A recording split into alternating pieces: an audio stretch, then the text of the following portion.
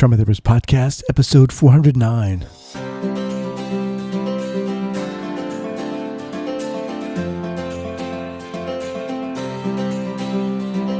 Welcome to the Trauma Therapist Podcast. My name is Guy McPherson. My mission is to raise the awareness of trauma and to help support and inspire new trauma workers through this podcast and my membership community, Trauma Therapist 2.0. Thanks so much for joining me today, and here we go. All right, guys, I just want to say that I am thrilled to have this podcast sponsored by CPTSD Foundation.org. A little while ago, I actually got to meet the founder, Athena Moberg of CPTSD Foundation. We met here in San Francisco, sat down, had breakfast, and it was amazing. I got to feel and see her passion, the passion that she has for this work, and not just for therapists and clinicians, but survivors as well. CPTSD Foundation provides peer-led support and adjunctive care in between therapy sessions for survivors of complex trauma. 7 days a week, 365 days a year, survivors can come together to give and receive support and validation and feel equipped with the knowledge and skills they can use every day. You can check it out at CPTSDFoundation.org. Their website is amazing. They have daily recovery support. They have free support groups. They have a healing book club. And Trauma Therapist Podcast listeners can get 50% off the first month when they join the daily recovery support calls.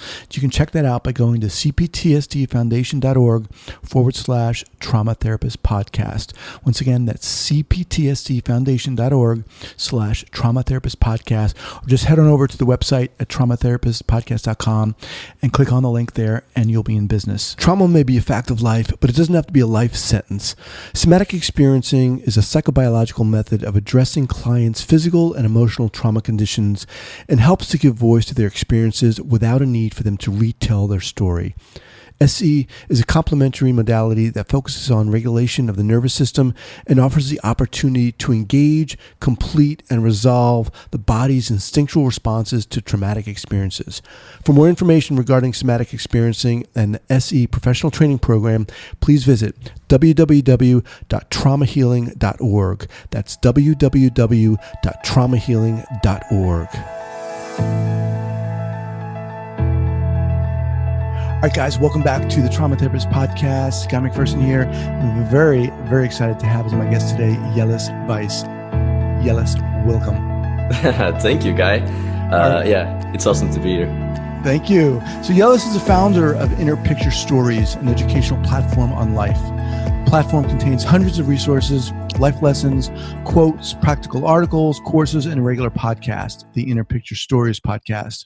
The overriding aim of the platform, Inner Picture Stories, is to provide lessons about life and this world we live in and bring forward life education on topics we learn little to nothing about in regular schools. So not that big of a goal.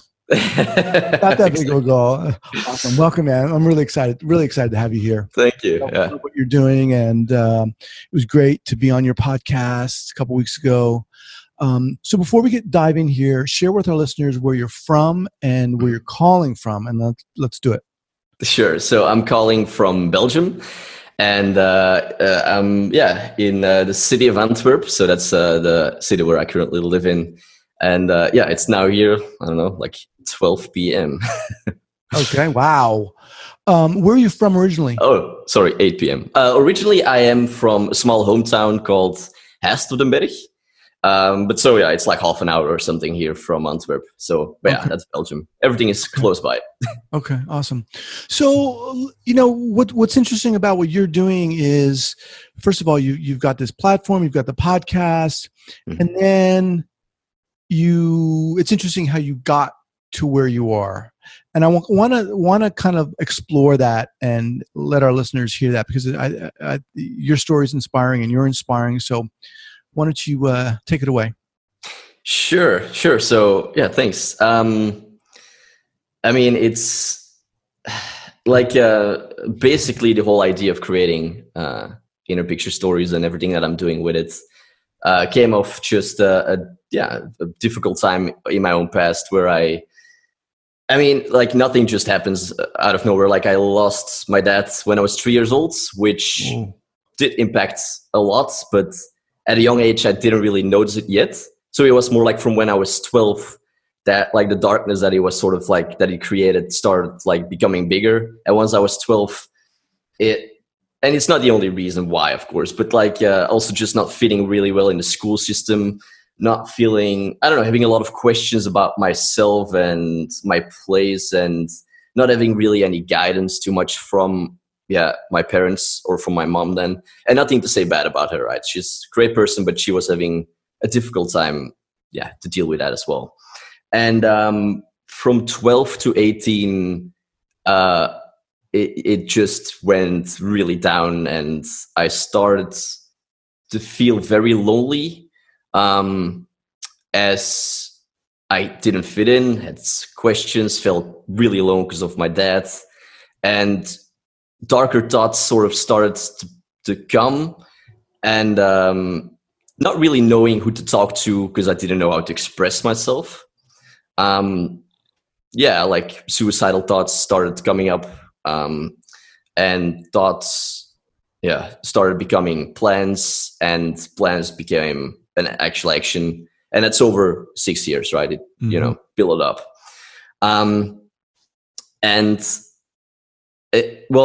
It's when I was 18, and I'm not going to go into the exact details of that day when I decided to put the plan in action. But it was actually on that moment when I was actually out there doing or wanting to take my own life that I started to become really afraid of myself, actually. And it might sound super funny, but it was the first time that I actually really realized how deep I had fallen, and how deep and how much this darkness had consumed me. And that moment of being so afraid of myself gave me like a little clarity of the whole darkness. And it also made me realize that no one was going to save me, and that I had to do something myself here.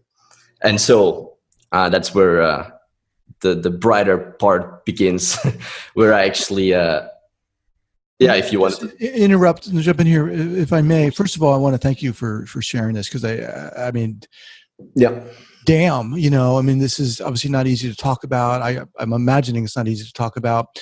How, if I may ask, how did your father die?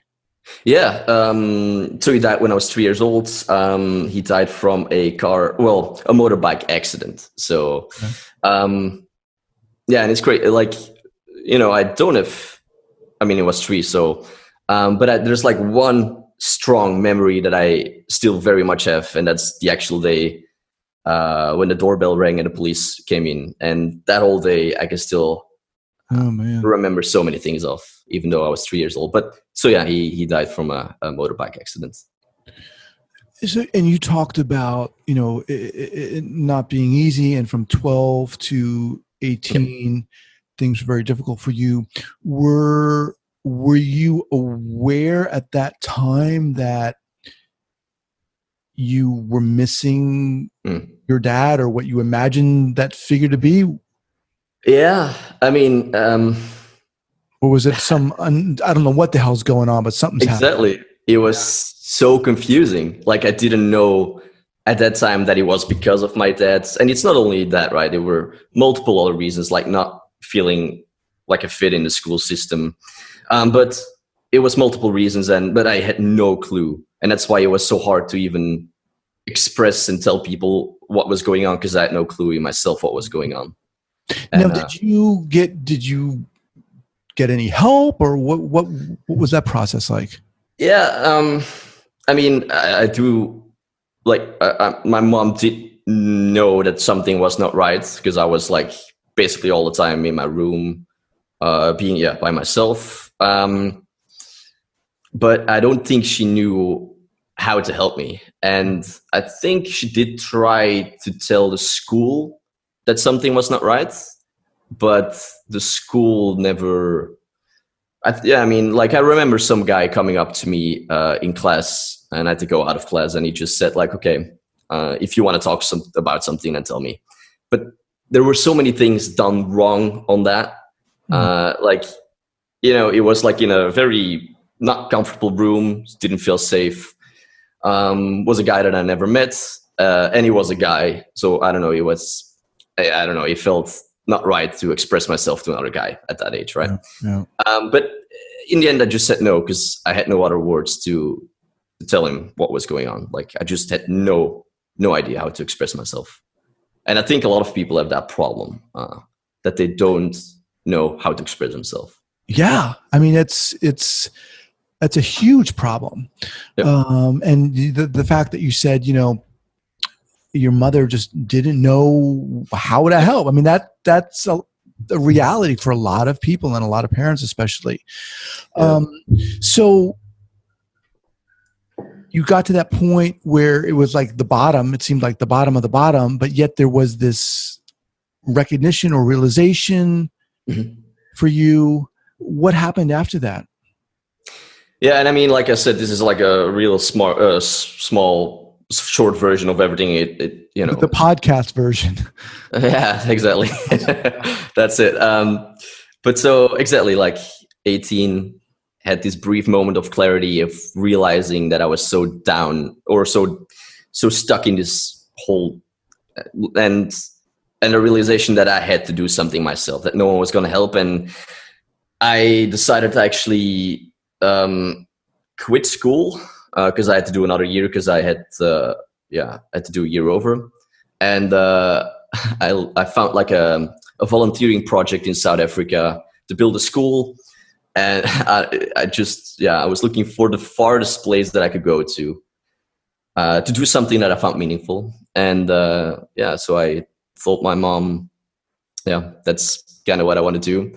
And she allowed me to do that, actually, which I'm extremely grateful for, because she knew something had to change. Like, she definitely knew there was something wrong.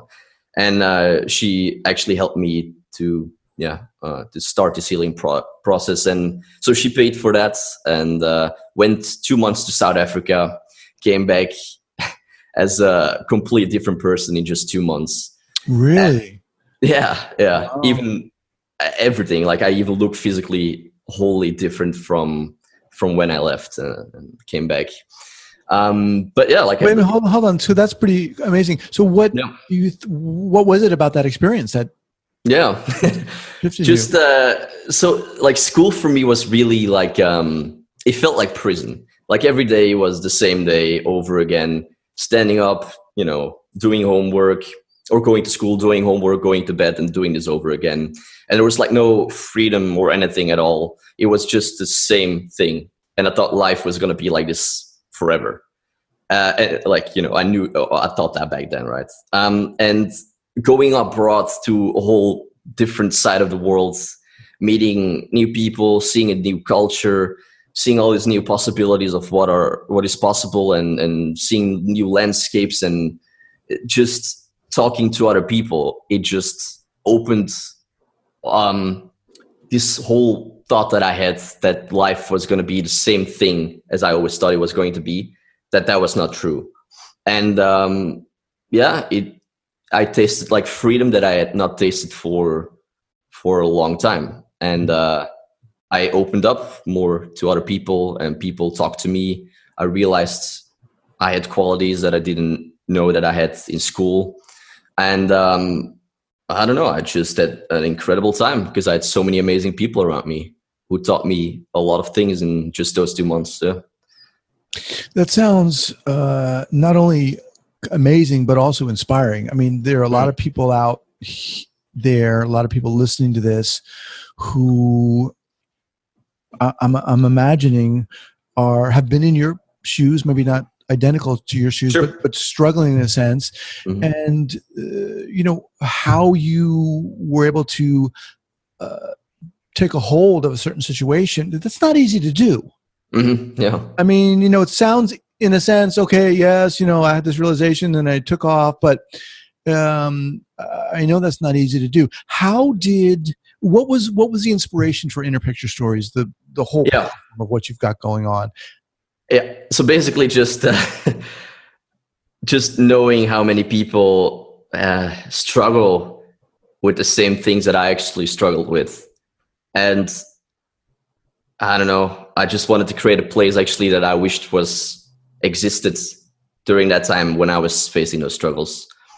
And that's basically the whole inspiration of why I started with it, to just bring forward lessons that I wished someone taught me during that time, that I then learned through the years. And so that was the inspiration, that I wanted to create a place to provide information on topics we learn nothing about in school.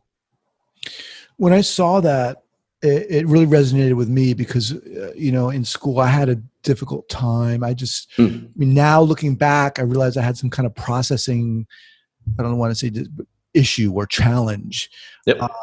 I don't think I was stupid, but when you're in a position where it's easy to feel like I'm going to speak for myself. It was easy for me to feel like I was stupid. Same. Yeah. Yeah.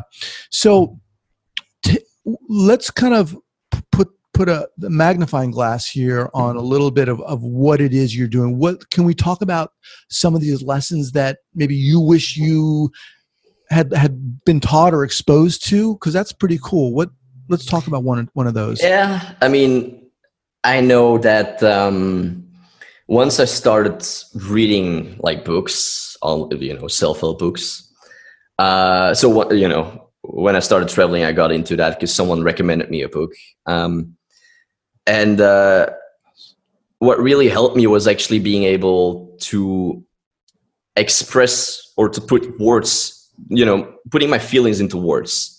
I think that was such a big help because I was actually able to communicate feelings to others. And I was never able to do that in the past. And I think a lot of people are not able to do that because they just don't know the words. Not like they don't want to, but they just don't know the words. And so a big thing that actually helped me was books, reading through books and reading about, those words to express yourself. And I mean, like traveling, it just, it taught me from multiple people more about my own mind and how, your thoughts, they're just everything, how your thoughts are. And I started seeing in my own past how, dark my own thoughts were. And being conscious of your own thoughts and mindful of them. I think that was a big thing as well. That changed a lot. But mainly, I would say just being able to express my own feelings was one of the biggest things. And that's where books are a pretty incredible thing. As podcasts, helps a lot to hear other people talk about their own feelings and topics as the mind and self-love and all that. I just started to become obsessed by learning more about those topics. Yeah, I mean, I think you've kind of hit the nail on the head here. I'm kind of going back to what you said about earlier when that guy you didn't know came to you and said, if you want to talk about something, let's talk about something. Right. You didn't know him, and it just wasn't the right context. It wasn't the right fit. And finding the right fit, right? Finding the right person in that environment is so crucial. For me, you're talking about how powerful it is for us to be conscious of our own thoughts. It's so easy for us to get spinning, and we don't even realize the negativity, the loops. And I get into that a lot. And I've talked about this before on this podcast. When I was younger, I was bullied, and for some people it's like, not a big deal. But for me, it really impacted me and kind of totally shot my self-esteem and other things. And to be able to, like you're talking about, be able to express that is huge, and it's not easy to do. No. What do you say to someone who says, "Great, Jellis, great, I'm happy for you. You were able to express." I can't do that. What do you mean write my feelings? What are you talking about? What do you say to someone, Jellis, when they say that to you? Yeah, I mean, I can give the advice that helped me, right? So it might not apply to everyone, but I found great help into it. And I already kind of mentioned it, but I mean, there's so many amazing books, like it's incredible. And then even podcasts, like I don't think a lot of like I regularly still meet people and I talk about podcasts and they don't know what a podcast is. And I'm like, really? It's like free and there's so much knowledge on it. It's insane. Or audiobooks if you don't like to read a book, I would honestly, or videos like on YouTube, there's so many incredible videos on that too. I would recommend that actually, to just the topic that you're struggling with, read the X amount of the top 3 best books, look for podcasts on that topic, and you will get so much out of it. Like, I think, that greatly helped me. When you were going through that process, you mentioned it was from 12 to 18, whatever. Was there a particular persons in there who were very important for you? 12 to 18. That helped you move through this. Yeah. Or deal with this. There wasn't actually any person. No. There was something else that helped me through it, and this comes in I wouldn't say that I was addictive to it, but it was more a way for me to survive. And it's going to sound so funny. Like, sure, you have alcohol and drugs and all those things, but I did nothing really of that. But for me, it was like video games. And, it sounds, I don't know, funny, but it was really for me a way to find adventure, to have friends, to feel like I was someone and that I mattered. Yeah, no, it's something in my eye here. Okay. I don't want to dismiss your feelings, but I don't think it sounds stupid. It's how people work through things differently. And like you're saying, you were able to do something you were good at. You were able to escape and provide. It checked a lot of boxes. Like drugs check a lot of boxes. They work for people. Mm-hmm. They work, as a temporary solution, right? Right. So I guess there was a lot of boxes exactly that it could be labeled as a sort of addiction, but I had no trouble stopping with it. It was just, for me, what I was looking in life, I didn't find in real life, but I found there. And then when I started traveling, I was like, oh, wait, all those things that I had during video games, I can have here too. Can have experiences, can have great friends, can be someone. And I didn't know that. So, but that in the end, it really kind of saved my life in a way, because I felt every day that was the reason why I woke up, to just come back to a video game and just, and that might sound funny, but that was my reason actually of living during that time. Well, so let's talk about what you have going on at the Inner Picture Stories. And I just want to remind everyone that right now I'm speaking with Jellis Vaes, and he's the founder of Inner Picture Stories. And that's innerpicturestories.com. I'll have that listed up here at the show notes page at the traumatherapistpodcast.com. So I'm looking at your website now. You have obviously the podcast. We'll talk about that in a bit. And you have courses and so forth. So when you put this together, your goal was to help others out there who were struggling and so forth? It's a developing project, but the main goal exactly, and with developing, I'm trying to make it even more clear what I'm trying to do with it, and got a whole new design coming up for the website.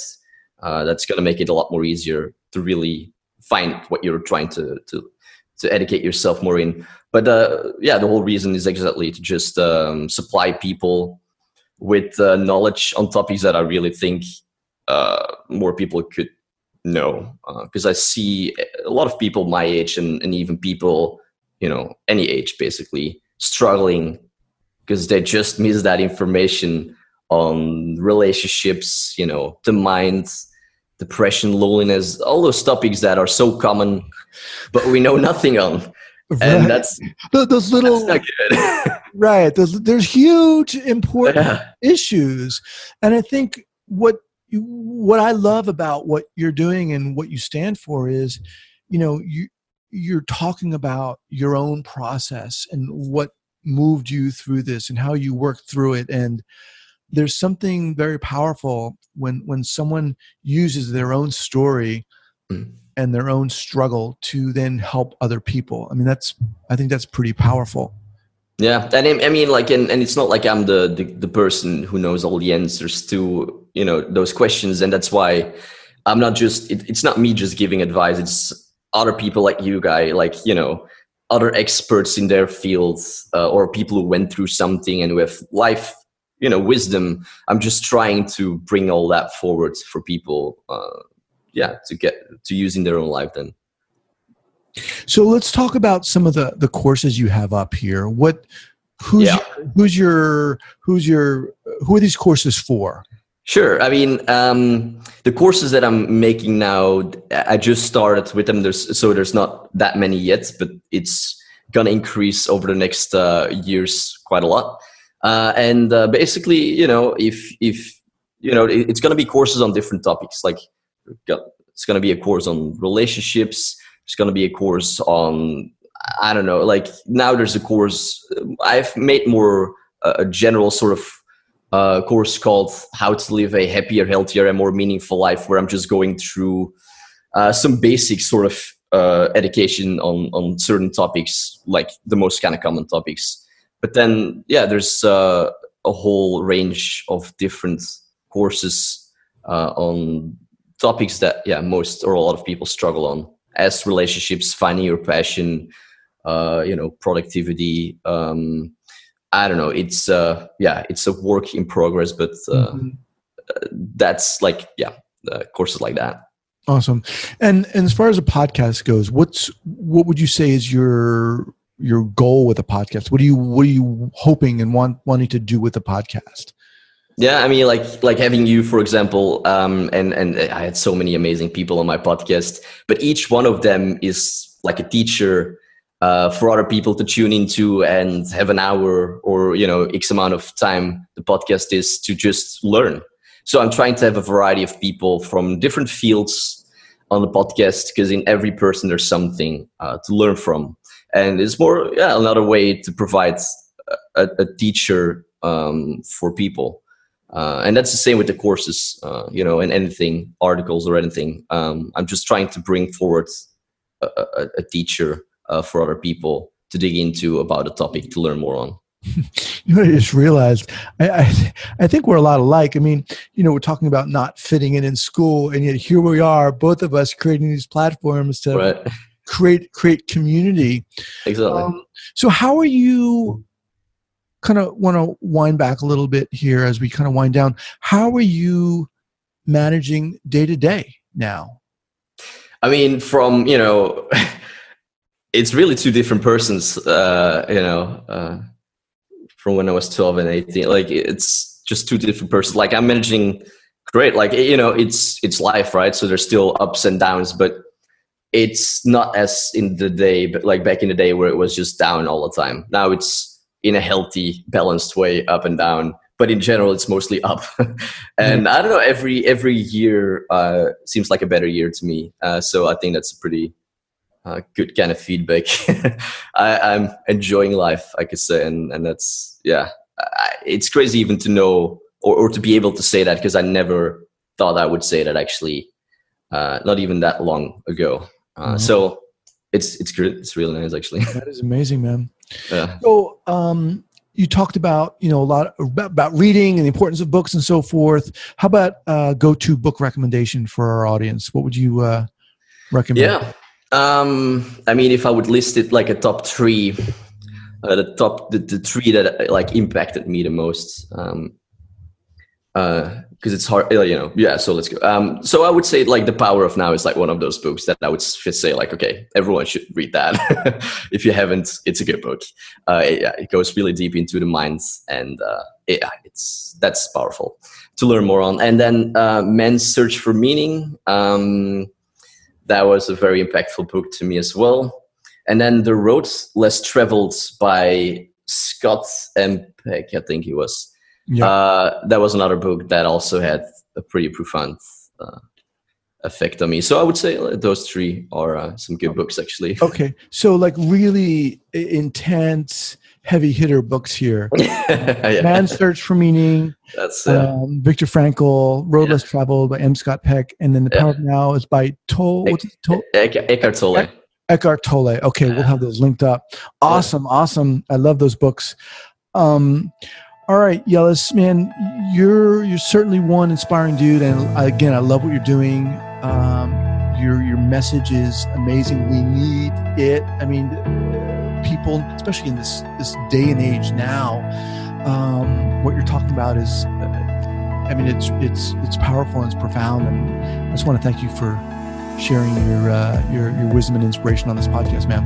Thank you. I mean, I really appreciate it. To have me on here. It's cool. Okay. Nice. Now, Thanks. before, one more thing. How do people get in contact with you?